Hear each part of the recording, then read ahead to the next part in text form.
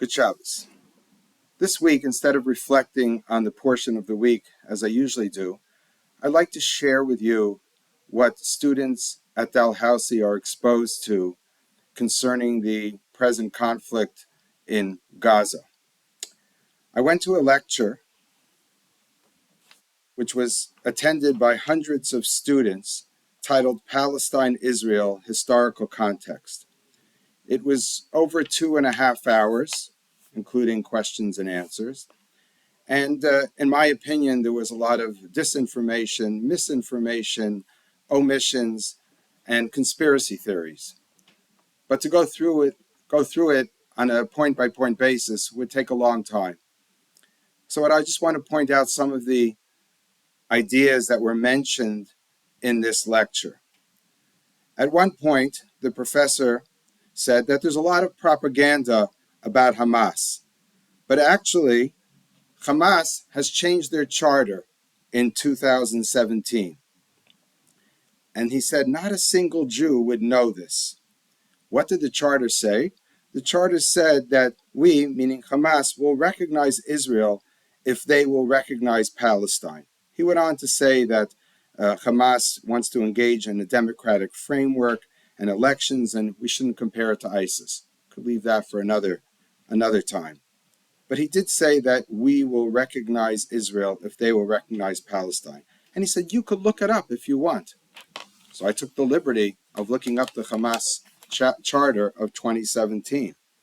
And it starts off actually, I'm not quoting the whole charter, obviously, but there are points of this which sound pretty nice. It says, by virtue of its justly balanced middle way and moderate spirit, Islam, for Hamas, provides a comprehensive way of life and an order that is fit for purpose at all times and in all places. Islam is a religion of peace and tolerance. It provides an umbrella for the followers of other creeds and religions who could practice their beliefs in security and safety. Hamas also believes that Palestine has always been and will always be a model of coexistence, tolerance, and civilizational innovation. Hamas believes that the message of Islam upholds the values of truth, justice, freedom, and dignity, and prohibits all forms of injustice and incriminates oppressors irrespective of their religion, race, gender, or nationality. Islam is against all forms of religious, ethnic, or sectarian extremism and bigotry. It is the religion that inculcates in its followers the value of standing up to aggression and of supporting the oppressed. It motivates them to give generously and make sacrifices in defense of their dignity, their land, their peoples, and their holy places. What was the professor referring to? I believe he was referring to the following. There shall be no recognition of the legitimacy of the Zionist entity. Whatever has befallen the land of Palestine in terms of occupation, settlement building, Judaization, or changes to its features or falsification of facts is illegitimate. Rights never lapse. Hamas believes that no part of the land of Palestine shall be compromised or conceded, irrespective of the causes, the circumstances, and the pressures, and no matter how long the occupation lasts. Hamas rejects any alternative to the full and complete liberation of Palestine from the river to the sea. However, without compromising its rejection of the Zionist entity and without relinquishing any Palestinian rights, Hamas considers the establishment of a fully sovereign and independent Palestinian state with Jerusalem as its capital along the lines of the 4th of June, 1967, with the return of the refugees and the displaced to their homes from which they were expelled, to be a formula of national consensus. There shall be no recognition of the legitimacy of the Zionist entity. A partial truth, but obviously a falsehood. It goes on to say, resisting the occupation with all means and methods is a legitimate right guaranteed by divine laws and by international norms and laws. At the heart of these lies, armed resistance, which is regarded as the strategic choice for protecting the principles and the rights of the Palestinian people. So the professor very conveniently not just distorted, but actually lied about what the charter says. But of course, the students are not necessarily looking that up. What else did the professor tell us? He told us that the attacks of Hamas on October 7th were very sophisticated attacks. They were mostly against military installations, not out to massacre civilians. They just happened to come across these concert goers.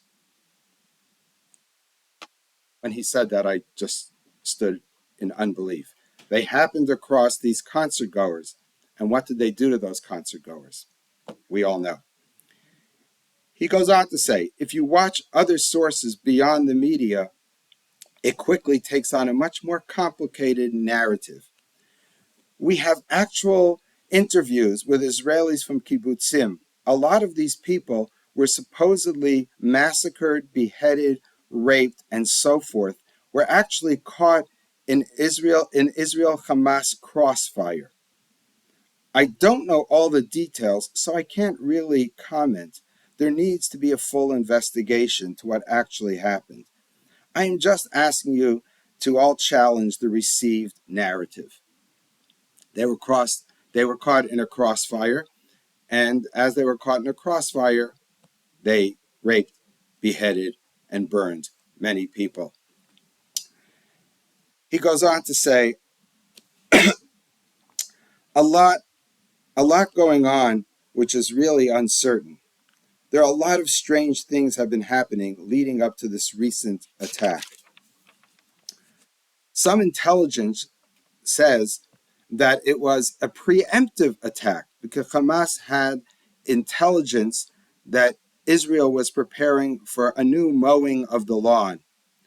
I can't really figure it out. Suffice it to say that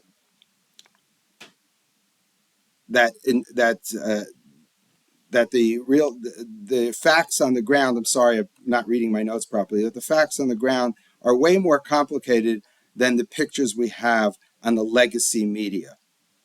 So, of course, just a conspiracy theory without absolutely no proof. But he has intelligence that we don't have and that nobody else has.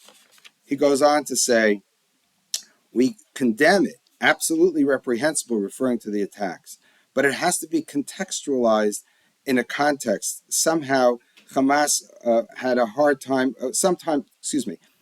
we have to contextualize general violence in the context in which it happened, he was saying. But when it comes to Hamas, we have a hard time contextualizing what's really going on. In other words, we're not fair to Hamas and we don't contextualize it.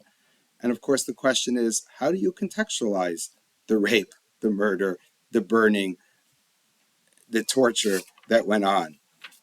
And by the way, the professor didn't mention, I don't believe he mentioned in that whole 2.5 hours, anything about the fact that they're holding hostages. I'll leave you with one more point that was made earlier in the talk. He said, in the current conflict, there are 10,000 deaths, which is what Hamas claims, which could be possible, and 4,000 children. And he says it stretches the imagination that all of these Palestinians were hiding behind human shields. I was listening to intelligence, and it says that goes on to say that most of the bombing hasn't ever touched Hamas, and Israel knows this very well.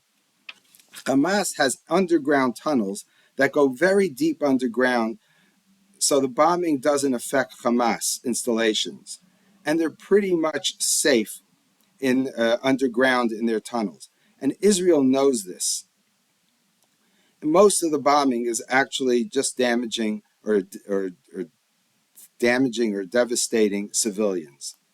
Hamas is just waiting for Israel to attack the underground, and that my educated guess is that Israel fears that they will have many heavy losses if they actually go down into the tunnels.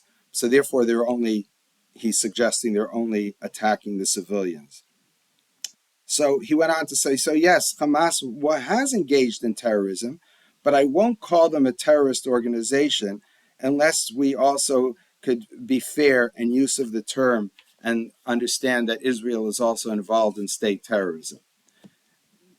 These are some of the things that this professor said that hundreds of students swallow and believe, whether out of ignorance or whether because they want to believe it. But this man who says he's coming just out of love and justice and is hoping that his Jewish brothers and Israelis could understand and look at it from their perspective really opens up so many problems that we can't even start to discuss it. He also suggested that he doesn't think a two-state solution is viable anymore. It should be one state where everyone will be free and there'll be vote and everyone will live in peace and harmony. He also suggested that the reason that they don't have in Hamas, in the Gaza, and I believe he said in the West Bank also, that they don't have elections anymore is because of the occupation, which is something which could be debated. He presented Hamas as somewhat peace-loving, only trying to establish freedom for the people who live in Gaza and throughout Palestine. And Israel is just a racist apartheid country. This is what he suggests. And he gives this in a context of the history of Israel, history of Palestine, which, as I said earlier, omits so many of the factors that are involved in these wars. As an example, he just said, he threw out that the 1973 war we'll skip over, it's not so consequential. He said that Israel invaded Gaza in 2008 and 2012, and then he said, I think in 2014. Didn't say why they invaded. He left out a lot of very important facts.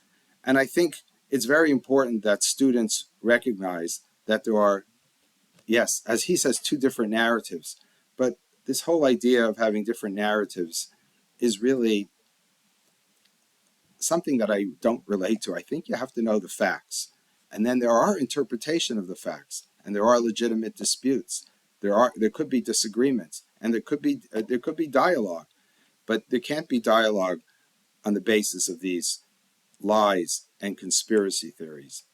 I'll leave you with that, and I think we all have to sort of work very hard on making sure that the real story is out, that that which Hamas did on October 7th should be very clear to everybody, that it is a terrorist organization, that they are engaging in terrorism, that they're there, that there is a hatred for Jews and for Israelis, and that they're willing to kill, maim, torture, rape, and burn any Jew, young or old, man or woman, civilian or soldier. Sorry to end on such a note. Good Shabbos.